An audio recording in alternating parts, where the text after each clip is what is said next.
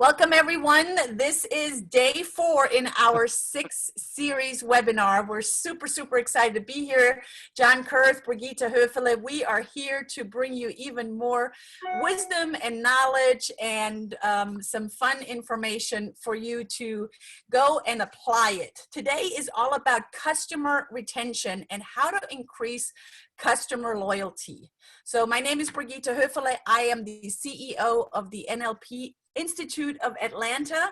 It is a beautiful sunny day after we all survived, hopefully all survived the storms from last week. Super excited that you are here. We have some ATLians on this call and we have people from all around the United States. I'm very excited and grateful and honored that you are here with us. John. Yes, well, a little bit about my background. I'm president and founder of Syntactic Sales Scripting. I help people win more customers with the sales language they use.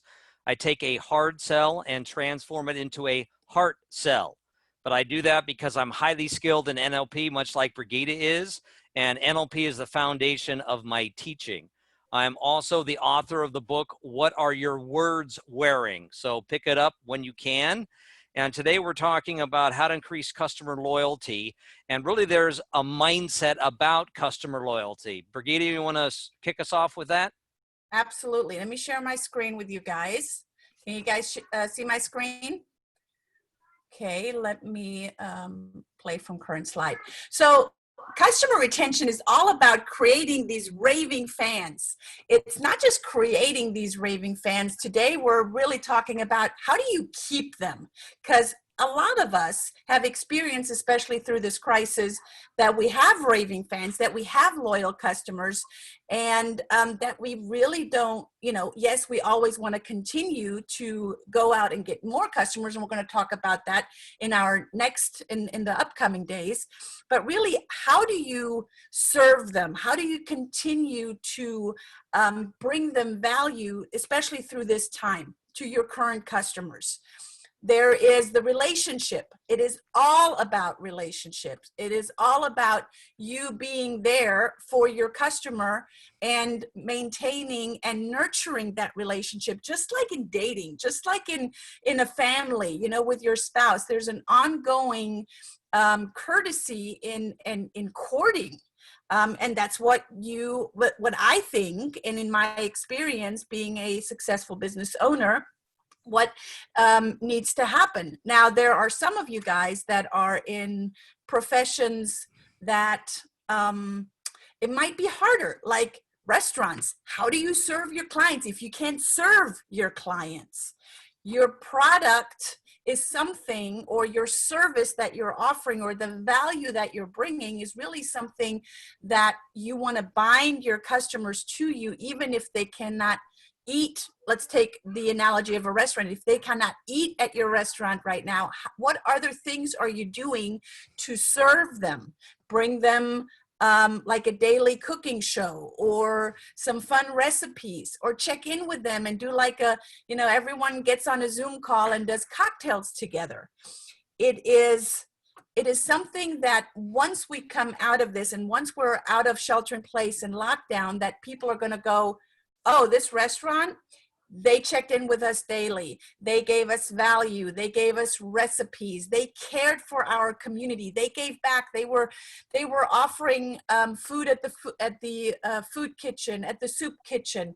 They were heavily involved wherever they could, and that made an impact. And that's why when I choose, and now I'm speaking from Brigitta, when I choose to go to the restaurant once we're off of lockdown and shelter in place, that's the restaurant that I'm going to. I'm not just going to go to any restaurant.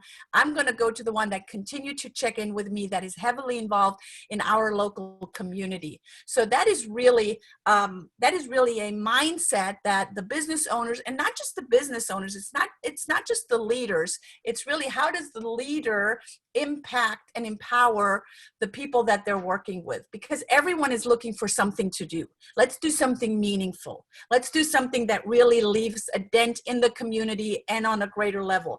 I watched, I'm a big fan of Jamie Oliver, and I watched another little cooking show of his on Instagram the other day. And anyone can do that. Anyone can, see as a restaurant owner, do like a little Facebook Live on how to chop some vegetables and do a yummy vegetable quesadilla.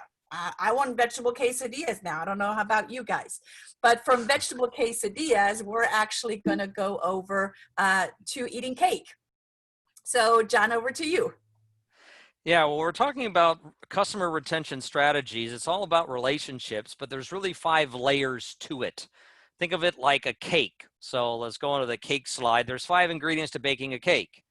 We have your stories, your questions, your benefits, your offer, and your objection handling. You can use these 5 ingredients to make a chocolate cake, a bundt cake. Now we're all getting hungry for cakes. The thing is, these are the 5 key ingredients you're going to need to use for your customer retention strategy. Keep those fans raving.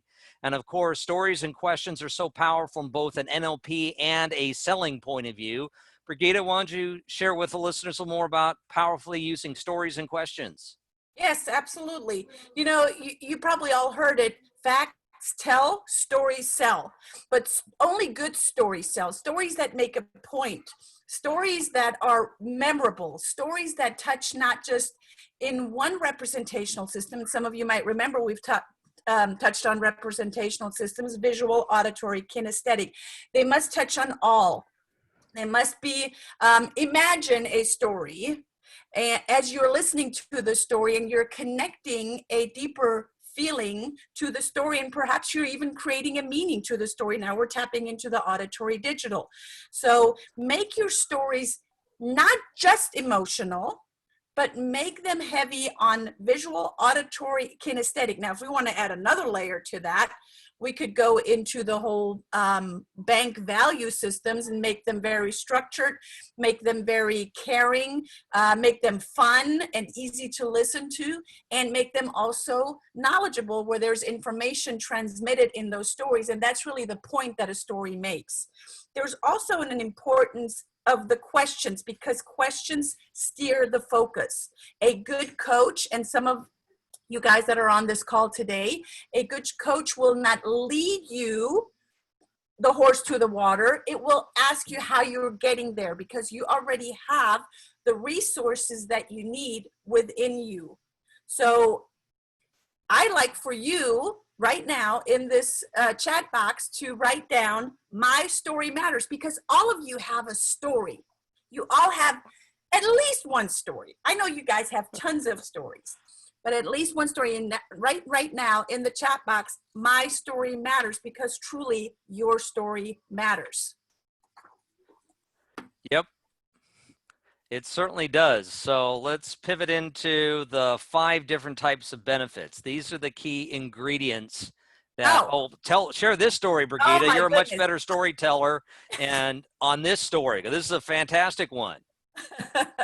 So this story is John and I were at a large event. It's called BankaCon many years ago in Las Vegas, and we were invited to wear all white, and that's probably the beginning of a great business connection and a great relationship, John. So that's how John and I met, and we immediately, when we met, we recognized that we're 2 fellow Grandmasters and that we have a lot of knowledge to bring to people.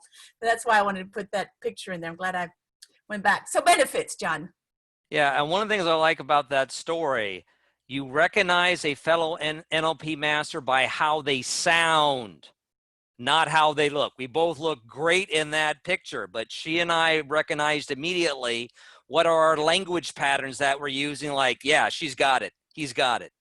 So let's talk about the 5 different types of benefits that are some of the key ingredients for your cake. First is tangible benefits, things you can touch or feel or measure. Second, intangible benefits. These are emotional benefits. And emotional benefits are far stronger than tangible. You need to use as many of them as you can, especially in times like these. You need the emotional benefits: community, trust, peace of mind, all those things. Third, the benefits of taking action. People will buy today if you give them a reason to buy today. People still want to buy things. Don't listen to the hype that nobody's buying. People are buying. It just takes a better salesperson with better NLP language patterns and a better mindset to be able to do it.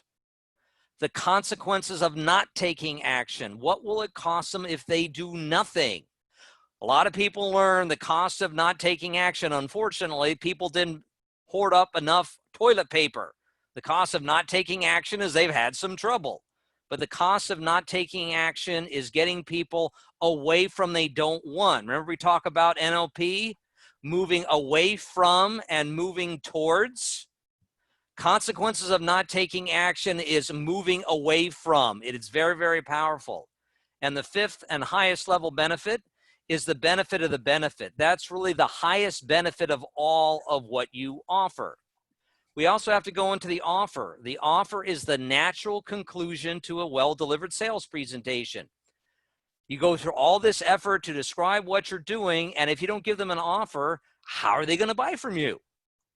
Have an offer. You owe it to them, and they owe it to you to listen to a well-designed offer.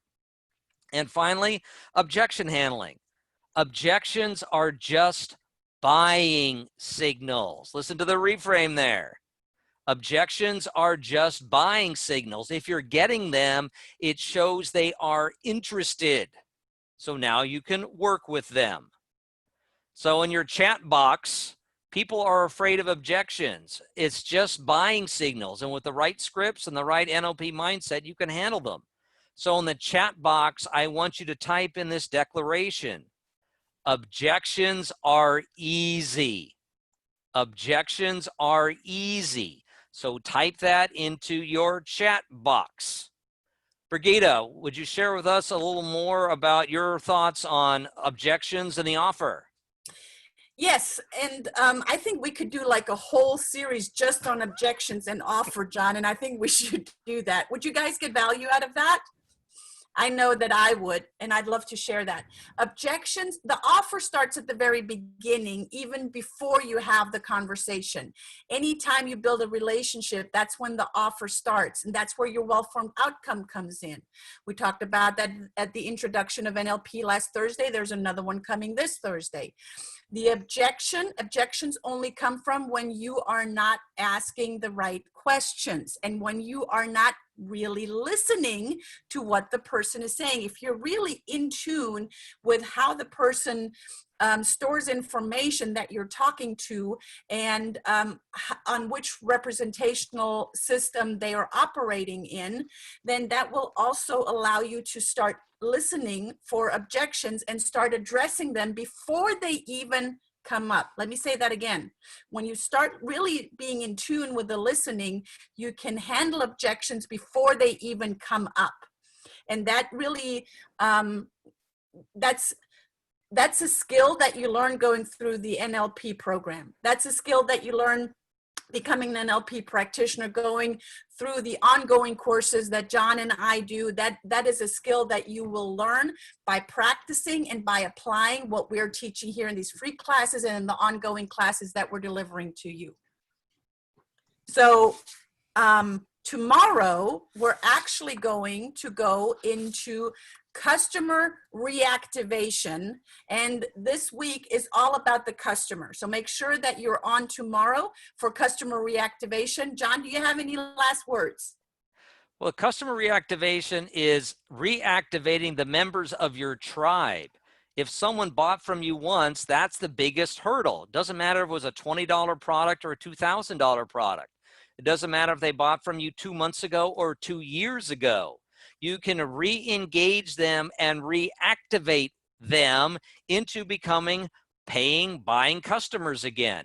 This is another one of your key strategies that you have to implement now. Awesome. I'm going to stop sharing.